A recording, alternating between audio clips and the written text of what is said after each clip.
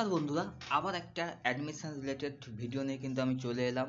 যারা এই বছর 12 পাস করেছো এবং কলেজে ভর্তি হবে, এবং যারা জেনারেল ডিগ্রিতে তাদের গ্র্যাজুয়েশন করতে চাও, অর্থাৎ ম্যাথামেটিক্স, ফিজিক্স বলো, বাংলা বলো, যাই বলো না কেন, এইরকম সাবজেক্টে যদি তোমরা গ্র্যাজুয়েশন করতে চাও, তাহলে তোমাদেরকে বলবো মেদিনীপুর কলেজ, যেটা অটোনোমাস, সেখান থেকে কিন্তু তোমাদের অ্যাডমিশন রিলেটেড ইনফরমেশন কিন্তু এসে গেছে। তো তোমরা যেটা স্ক্রিনে দেখতে পাচ্ছ সেটা হচ্ছে, দেখো, online admission form fill up কিন্তু চালু হয়ে গেছে 12/5/2025 থেকেই। এবং শেষ ডেট যেটা রয়েছে তোমাদের কিন্তু 28/5/2025, ঠিক আছে। এবং প্রভিশনাল মেরিট লিস্ট বেরাবে 3 দিন পর, 31/5/2025-এ।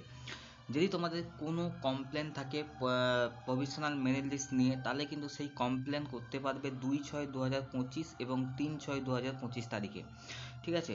তারপর কিন্তু ফাইনাল মেরিট লিস্ট বেরাবে 5/6/2024 এবং বেলা 2টোর সময়।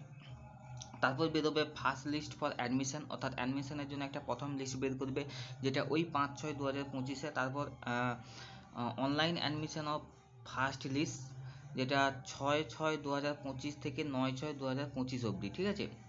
তারপর সেকেন্ড লিস্ট বের করবে অ্যাডমিশনের জন্য, তারপর বের করবে online admission of second list 9, যেটা তোমাদের রয়েছে। তারপরে কিন্তু থার্ড লিস্টও কিন্তু এখানে বের করবে বলেছে।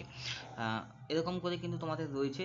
আমরা একদম 13 নম্বর দাগে চলে যাচ্ছি, যেটা রয়েছে ডকুমেন্টস ভেরিফিকেশান। তোমাদের যারা ভর্তি হতে পারবে এখানে, তাদের ডকুমেন্টস ভেরিফিকেশান এবং ইন্ডাকশন মিটিং এবং commencement of class first semester, এবং ফার্স্ট সেমিস্টারের ক্লাস কবে শুরু হবে সেটা কিন্তু তোমাদেরকে জানিয়ে দেওয়া হবে পরে, এবং তোমাদের কিন্তু রেজিস্টার মোবাইল নাম্বারেই কিন্তু মেসেজ চলে যাবে, ঠিক আছে।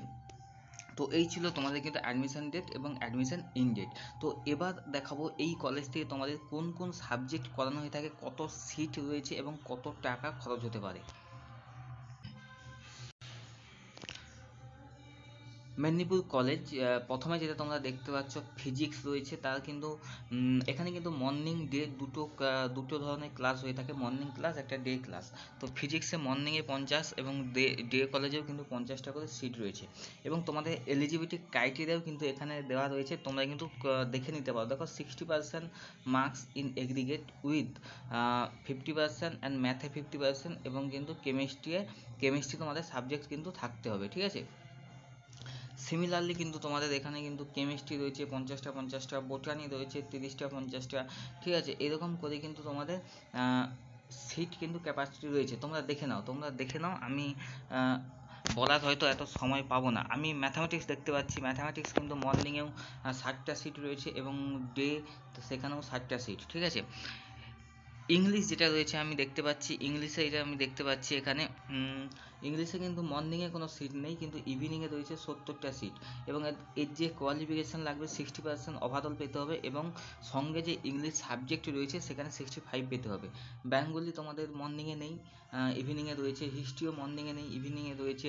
এবং তার পাশে তাদের কিন্তু কোয়ালিফিকেশান রয়েছে, যে তোমরা এই কোয়ালিফিকেশান থাকলে তবেই এখানে অ্যাডমিশন নিতে পারবে।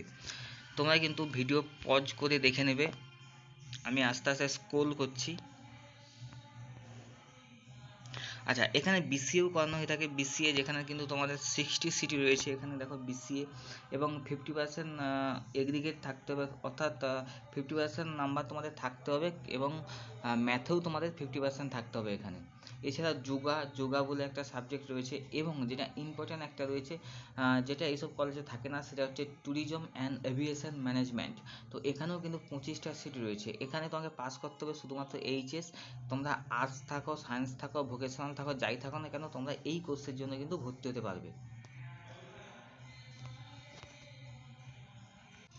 আচ্ছা, আরেকটা নোটিশ তোমাদের দেখাচ্ছি এখানে। তোমাদের দেখো, মেদিনীপুর কলেজের যে সাবজেক্ট কম্বিনেশন, অর্থাৎ তোমরা যে সাবজেক্টটা মেন রাখবে তার সঙ্গে তোমরা কোন সাবজেক্ট চুজ করতে পারবে।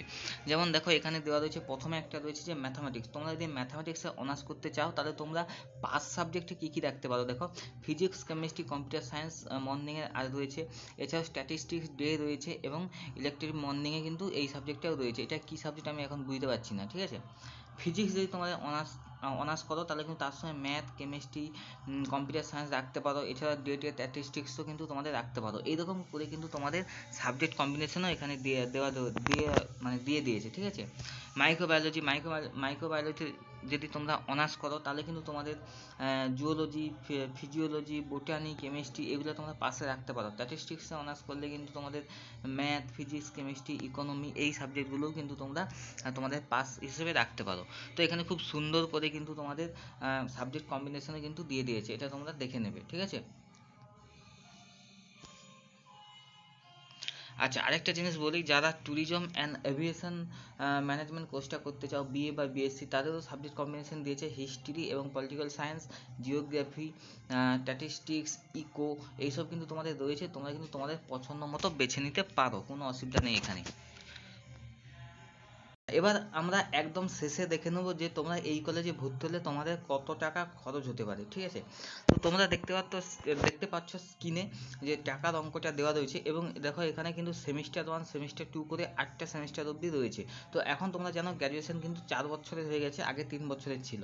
তো আমি যদি প্রথমে দেখি বিএ অনার্স, তোমরা যদি কেউ বিএ অনার্স করতে চাও তাহলে কিন্তু তাদের কত টাকা খরচ হতে পারে। দেখো প্রথমে রয়েছে বিএ অনার্স মানে তোমার হচ্ছে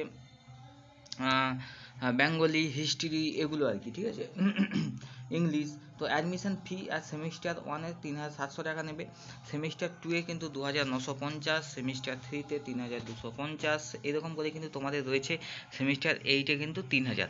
তো এরকম করে তোমরা হিসাব করে দেখে নেবে তোমাদের কিন্তু টোটাল কত টাকা খরচ হতে পারে 4 বছরে, ঠিক আছে। তো এরকম করে প্রত্যেকের রয়েছে, আমি কিছু কিছু বলে দিচ্ছি। যেমন বিসিএ করতে হলে একটু বেশি খরচা হবে। দেখি কত খরচা, দেখো ফার্স্ট সেমিস্টারে 11,700 টাকা, সেকেন্ড সেমিস্টারে 10,850, থার্ড সেমিস্টারে 11,150, এইরকম করে কিন্তু তোমাদের রয়েছে, সবই কিন্তু 10,000-এর উপরে রয়েছে, কারণ বিসিএ করতে একটু খরচটা বেশি লাগে, ঠিক আছে। তো এরপর দেখি ম্যাথামেটিক্স, আমার সাবজেক্ট। তো এই সাবজেক্টটা করতে গেলে তোমাদের কত খরচ হবে, 4,600, 3,750, 4,050, 3,750, এইরকম করে কিন্তু তোমাদের রয়েছে ফিজটা, ঠিক আছে। তো এরপর তোমরা যে সাবজেক্ট নেবে তোমরা কিন্তু দেখে নিও। আমি এরপর একটু বলে দিই শেষটা, ট্যুরিজম অ্যান্ড এভিয়েশন। ট্যুরিজম এভিয়েশনের জন্য কিন্তু তোমাদের যে টাকাটা খরচা হবে সেটা হচ্ছে তোমাদের খুব বেশি নয়, আমি ভেবেছিলাম একটু বেশি টাকা খরচা হবে। সেটা হচ্ছে 5,400, 5,350, 5,400, 5,350, এরকম করে কিন্তু তোমাদের 8টা সেমিস্টারে খরচা হবে। শেষে একটা কী বলেছে, অ্যাডিশনাল ল্যাবরেটরি ফিজ, অর্থাৎ তোমাদের এক্সট্রা হবে ল্যাবরেটরি ফিজ নেওয়া হবে, যেটা হচ্ছে 200 টাকা, ঠিক আছে। অ্যাপ্লিক্যাল সেমিস্টার পর ল্যাব বেস, যেখানে ল্যাবের কাজ রয়েছে সেখানেই কিন্তু সেই সময় কিন্তু 200 টাকা তোমাদের নেওয়া হবে, ঠিক আছে।